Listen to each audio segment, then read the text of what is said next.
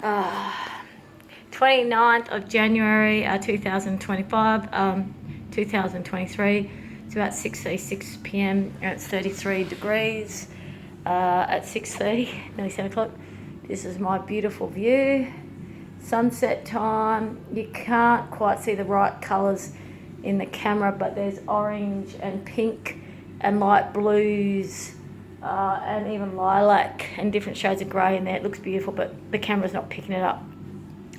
I'm just doing this video to show you guys the process of the 90% prep before painting process, because a lot of people that haven't renovated houses don't realise how much hard work goes into the prep. And if you get a quote, someone gives you a quote for painting, they charge $25 an hour, they won't be doing much prep. So within 6 months to a year, you'll look shitty. Someone who charges minimum 55 to 80 or 120 an hour, they're going to do the right prep work. So you remember how I took videos of this, where this was all, I had all the silicone in here. That's been sanded back. You can see here, I haven't sanded back the silicone yet. Now that's because my battery is, the sander battery is charging. I've got two, but I've done so much sanding that the first one I had charging is still charging, the second one's empty. But you can see here that this is really smooth now. It's getting really, really nice. You can see there I had to build up this wood to match the other front window frame because it was out. This bit was down. So I've been built, all the colour you can see is where I've had to fill up the wood, where there was gaps, or where it was split, where it was really seriously split. So I've just basically been rebuilding the window frame. So everywhere you see the silicone, there was either it was out, the gaps, the frame wasn't matching up, there was splits in the wood, there was holes, or the wood was deteriorated. And yeah, it's just getting there, it's getting really nice. So that, I've been sanding that back a lot, and that I just need a bit more touching up of some areas. I might not be too pedantic, but there's certain areas I need to do a little bit more touching up, or might just accept it, and I might just not be too perfectionist and accept it and move on. I've still got to sand the window frames, the actual window pane frames, and the plastering's all finalised, and I've been sanding the plastering back, so that's now ready to be painted.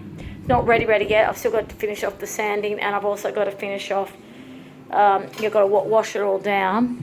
So I may or may not get onto that before night time. But the reason why I'm bringing it out to the kitchen is I painted this wall last night, and I want to show you this wall because this is another area where if you take a shortcut, you'll regret it in the future, I personally think. So basically, I had 3 coats of plaster on this and sanded it back. But I'm using this sander, okay? It's just a hand sander, and it was white plaster on white paint. So when I put the first coat of paint on, which was diluted, the first coat on unsealed substrate, unsealed plaster or unsealed gyprock, whatever, but if you haven't put primer on it, the first coat must be diluted so it soaks in. So I put the first coat of diluted paint on, and then when it dried, I could just see that it wasn't, I could just see where I hadn't sanded properly the plaster off. Just slight, small little gaps, but it would have bugged me forevermore, right? So I could have put the second coat on, and then now I would have had the third coat on, and this kitchen wall would be finished, okay? However, I would forever see the problems, forevermore, and it would forever bug me. So what I want to show you, see this little mark here? That was like a gap. See this white bit here? See this white bit here? You can see them. You can see where, you can see wherever you can see, like there's a white bit there, all these bits here, in here, this line here, here, you can see where the lines are. You can see where, so what they were plaster marks. So you can see it's a classic. This one's a good one to show. So you can see that there's a line here, right? It's really subtle, okay? But without putting another load of plaster on, the paint would never be flat. There would always be a gap here, see? Here. So even though I've added in here and here, so even though I've had to plaster this again, let it dry, wash it down, and now I'm ready to put the next coat on. That took an extra, what, 1 bit hours or so? You know, because replastering it, letting it dry, I was doing something else, of course, while it's drying, but then re-sanding it and then washing it down. Got to thoroughly wash all the plaster off. Now I'm ready to put the next coat of paint on, and it's actually going to be a nice, smooth coat. Now, a plasterer has this tool, which is like a buff head that sits on the end of a vacuum cleaner, and the buff head has like a sander on it, and they do that, and it's perfect. So obviously, a professional plasterer doesn't have to go through this same rigmarole that I've gone through. But I'm just using that little hand tool. I think hand tools always make things a little bit difficult. You know, like doing the whole wall just with this thing here. It's quite full on the arm, okay? Sanding, plastering, and sanding with the sander, sanding with that little dude there. That's a plaster sander. Yeah, it's a lot of effort on the arms. You go up and down the ladder. It's a lot of effort. And you want to get a proper paint job? Well, that's what's required. So this thing here, I sanded it back. This is all come along really nice. That's smooth. And this bit here, you can see I've still got it's still quite rough. What I'm using for this room, I'm not supposed to. I'm just letting the battery charge.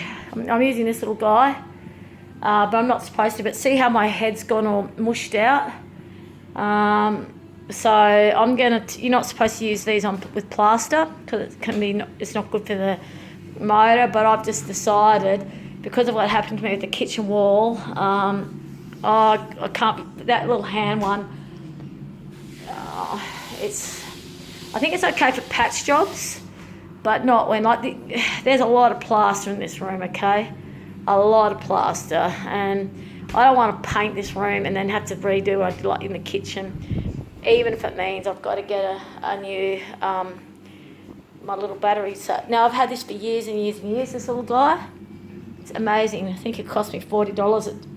It's a Zito. It's not actually, it's a relatively cheap brand, but you can see I've got my glue gun here as well. That's what was when I was stripping the paint off, I was using the glue gun. When I stripped the paint off all these windows, because there was a lot of paint, there was about 8 or 9 layers of paint on these windows. They've been painted for 70 years, I think, layer after layer after layer. By the time I got here, so many people had painted on top of cracks and misperfections that it just looked absolutely horrendous. By the time I got here, it was absolutely terrible. I'll show you. Oh, got a fan and a light. So you can see lots and lots and lots of different layers, lots of different colours. Very, very thick. You can see that you can almost pull it off. This is not the worst, but you can see here how the paint, you can see all the marks in it. The whole house was like that, basically. So yeah, I might even work out here tonight, get this window finished out here, because I've got to wait for the battery to charge up. And this, as I said, I'm not going to take this all the way back to Jarrah, so I've got to wait for the sander. I'm getting really excited, guys. I took a video earlier, which I can't remember what I said in it now, and I don't know whether I'm going to post it or not. But I felt really depressed. I was getting really over. I think, yeah, maybe I will post it. See, this is the paint. See, it's just seriously, it's such in bad condition. So why this is because the first, it says lots of layers on here, but There's about 6 or 7 different paints in there. Where's it gone? Lots of different colours. There's orange, green, and purple. But basically, and yellow, blue, all sorts of colours. But see how it's just pulling off like that, all right? Now the reason why that is because the very first paint job, when the very first person painted this, they didn't primer on, and it was raw wood, or they didn't use the first coat diluted. So just be aware that the first coat either has to be diluted so it soaks in, it's got to soak into the substrate, or primer. So basically, this sort of stuff I've learned over the years of renovating. I've renovated lots and lots and lots of houses in my life, and this one is going to be my last. This is the last house I'm renovating, guys. This is my home for the rest of my life. This is my home for the rest of my life. When my husband and I bought it, that's what the intention was. And even though he's gone whoop, run, you know, because of all of these different reasons. I'm just fixing up my rings. They keep slipping around. Basically, I'll work out how to keep it. And, yep, I'll be living here when I'm 90. So I've got 40 more years of living here, if not 50 more years. So that's pretty cool, hey.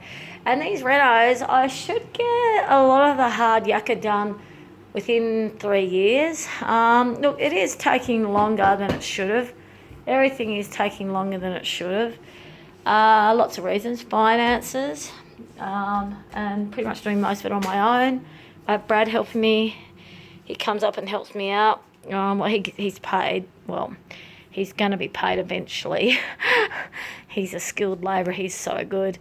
And there was times when Anthony would help out with small jobs here and there and everywhere, and that was nice. It was lovely having him involved. I really loved that so much. I got this retick system that my Brad and I got in operation, which is really fantastic. It's not finished yet. It is nowhere near finished. I've still got so much to do to get the retick finished. We just did a temporary thing to get me through summer.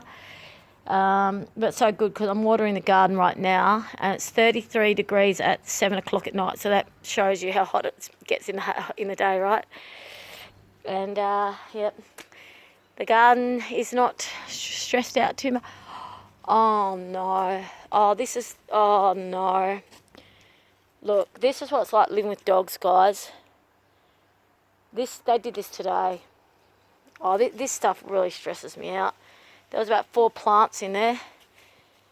Oh, I had about 4 plants in there, and they've just dug them up. Oh, that makes me so mad. Like, destruction plus, right? Like, why? You know, why?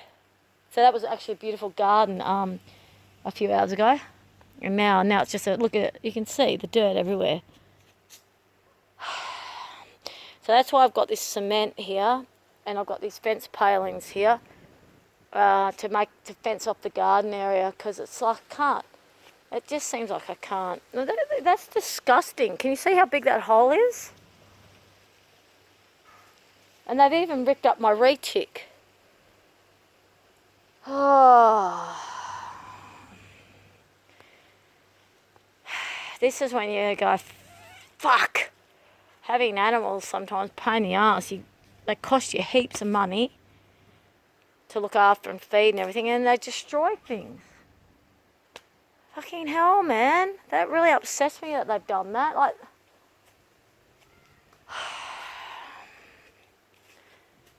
look how fucking deep the hole is. They've literally dug the deepest hole, and they've bloody killed heaps of plants.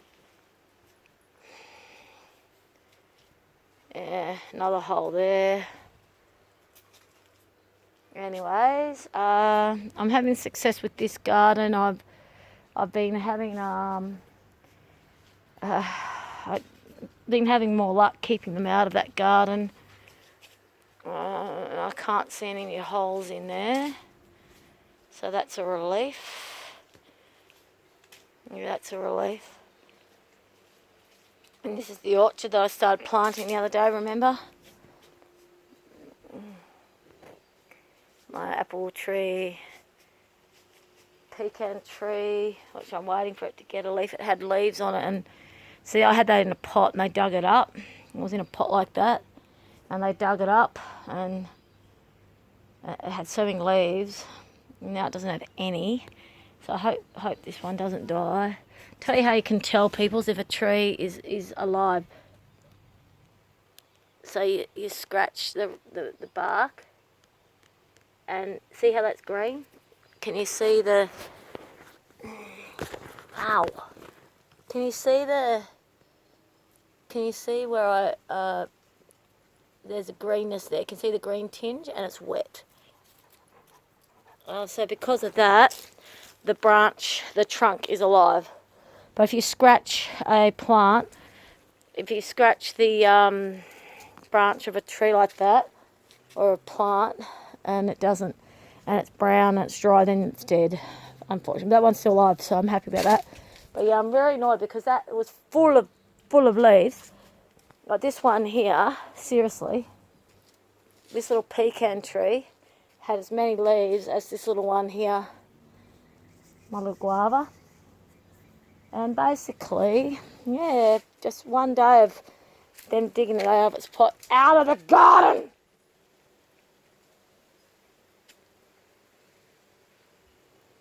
I hope you can see my face and see I'm bloody serious.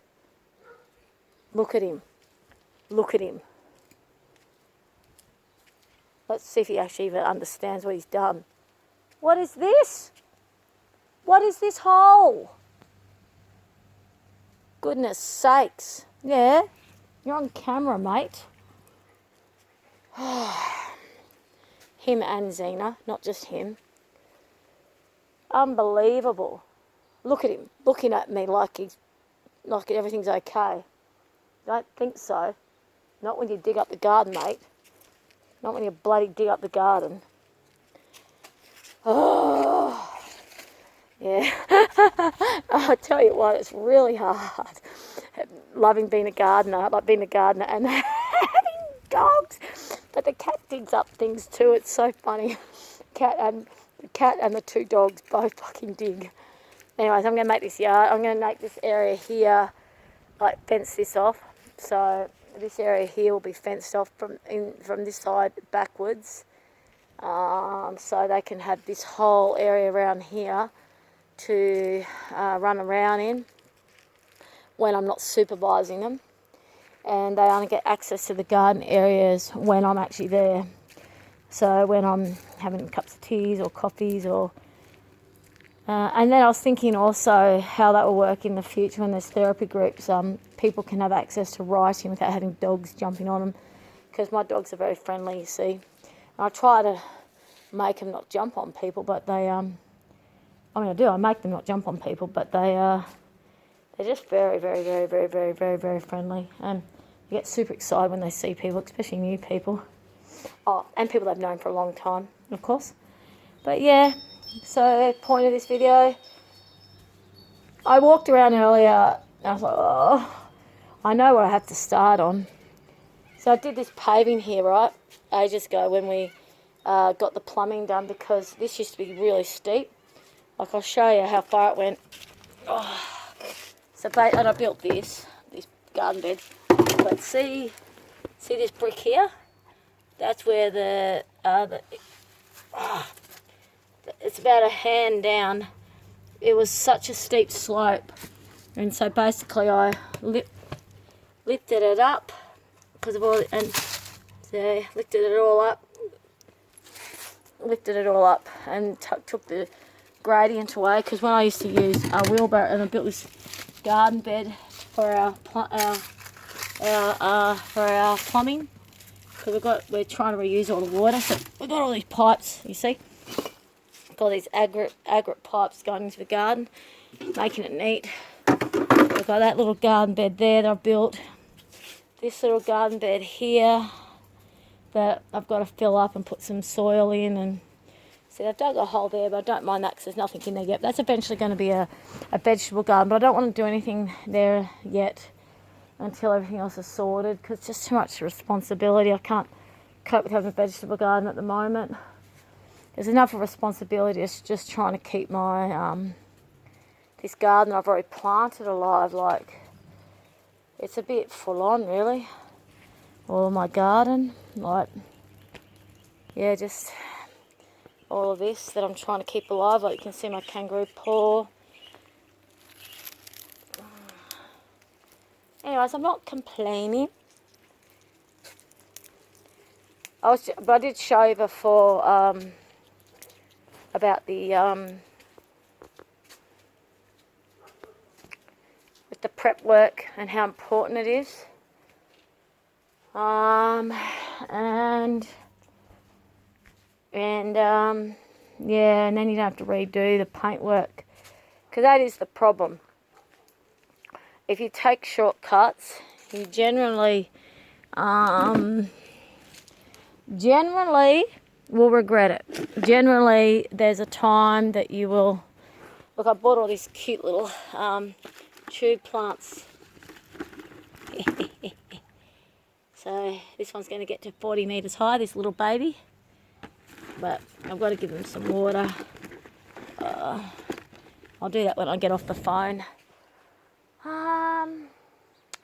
Yeah, so anyways, peoples, yeah,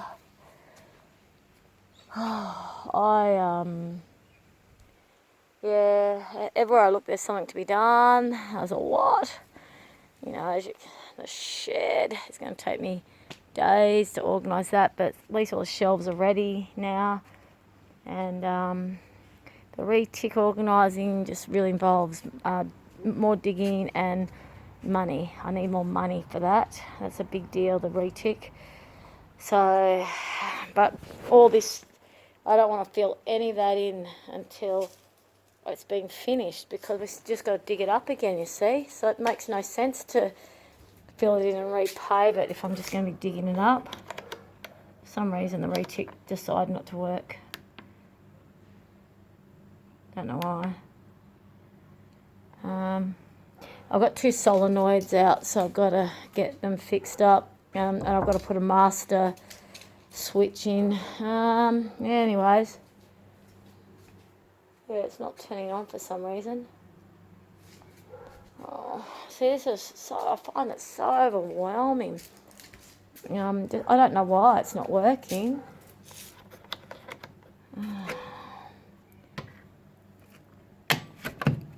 It's really hard. This is why I don't really want to be dealing with this place all on my own. It's too much for me. I find it too much, just me being responsible for all of this. But anyways, it's my reality, radical acceptance. And I'm just bit by bit working on making it into a beautiful home. And I'm not taking shortcuts. It's on now. Bit by bit.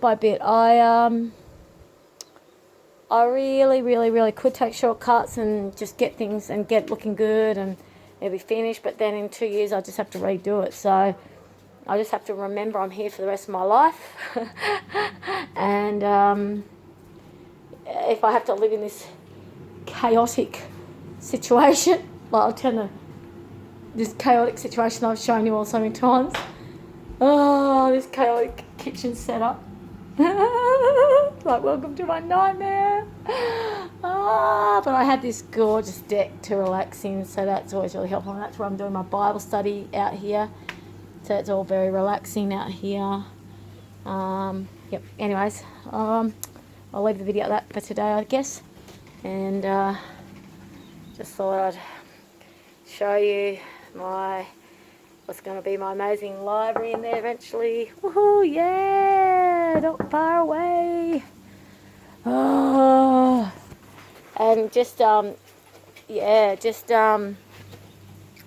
I inspire you all to do the right thing, get off the table. If I inspire you all to do the right thing, that's fantastic. So whenever you're doing reno work, try not to take shortcuts. Try not to take shortcuts, because you will regret it, okay? You will regret it.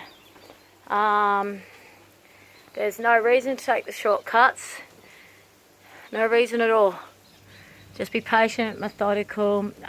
Try to, if you're feeling overwhelmed, work on the thing that's going to make the biggest difference. So, for example, me, I've got about 50 things I need to do, right? And they're all really important. Like they're almost all as important as each other, okay?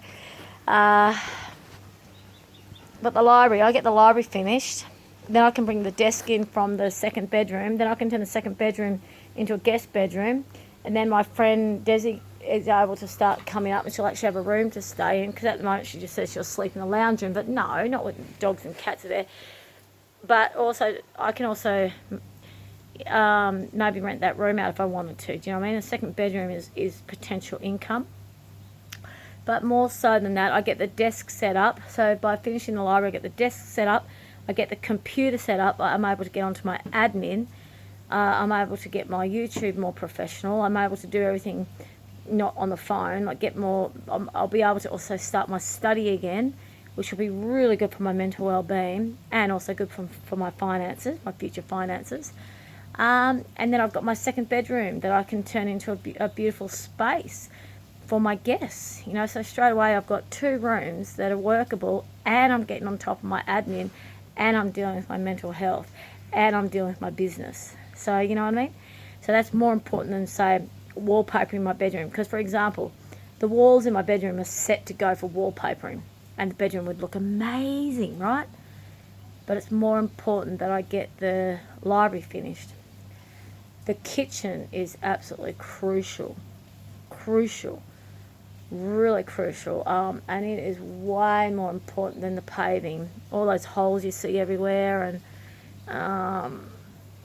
out the front too, got all this gardening. It's all my outdoor landscaping stuff at the moment. Had to take a second step, and there's heaps of other stuff that needs to be done. Oh, for example, the laundry folding. Like my washing needs to be folded, and that's not priority at the moment. What's priority is getting his sanding finished. And mulching was so important. That's one of the first things I did a few weeks ago. That really had to happen, and I've got to remulch again. Like the mulch doesn't. I've got to get more mulch on the plants to keep them happy. But I think they'll be alright for another week or so. Now they've got the re-tick up and running, and yeah, it just goes on and on and on, you know.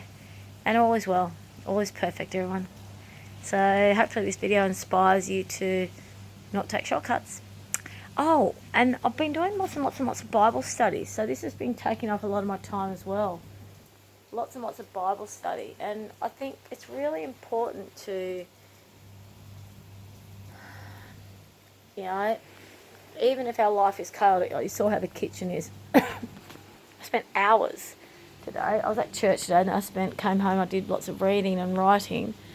So that's really important. And what I did was I hydro cooled down this room. So I watered all the plants, watered the floor, watered the blinds, and it was nice. It was in here. I came home from church at 11:30, and it was such a cool, beautiful environment, and that was really good. And then I came up this idea of something that I thought was really brave, and I actually sent my husband a text message with a prayer in it, a really big long prayer, because I came to realise that I'm still prepared to be a wife, a helper, even though he's shut down from me and having nothing to do with me.